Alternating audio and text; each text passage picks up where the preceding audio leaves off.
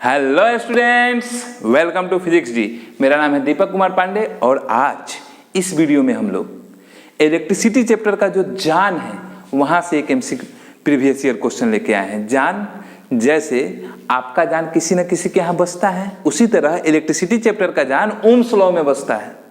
तो उस Ohm's law से एक प्रीवियस ईयर क्वेश्चन लेके आए हैं जो 2022 से लेके 2025 में से कहीं से भी हो सकता है।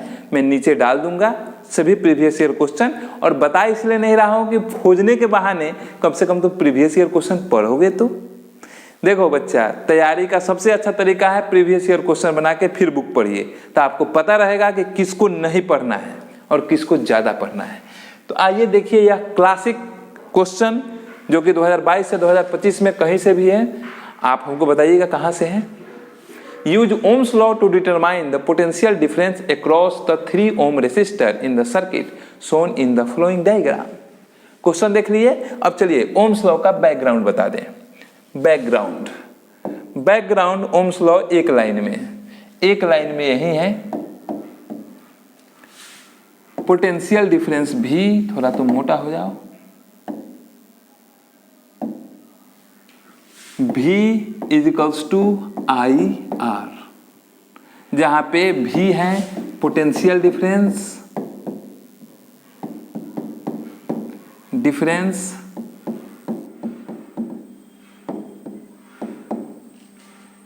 I करंट, ऐसा यूनिट एम्पेयर, और रेजिस्टेंस जाने कहा मेरा रेसिस्टेंस गया जी। जो रोक दे वही रेसिस्टेंस। आपको कौन रोक रहा है पढ़ने से? सर मेरा भी एक रेसिस्टेंस है, बार बार मैसेज करता है, पढ़ नहीं पाते हैं सर। तो रेसिस्टेंस जितना कम, करंट उतना ही ज्यादा, और जीवन में जितना रेसिस्टेंस कम उतना ही मन खुश रहता है। तो जो भी आपके जीवन में रेसिस्टेंस है उसको अलग रखिए, दूर रखिए। जो आपको परेशान करे उससे दूर रहिए, बार बार उससे चिपकिए मत। V equals to I R. अब आते हैं हम लोग अपने क्वेश्चन पे।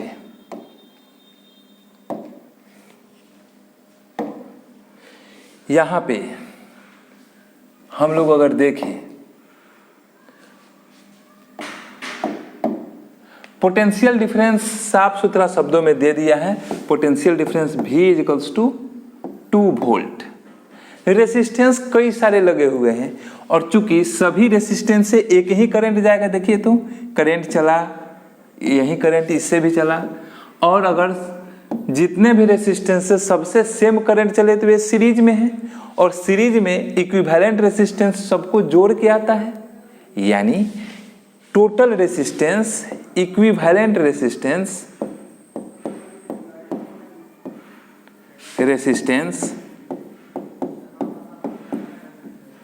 सबको जोड़िए तो 3 2 5 1 6 ओम।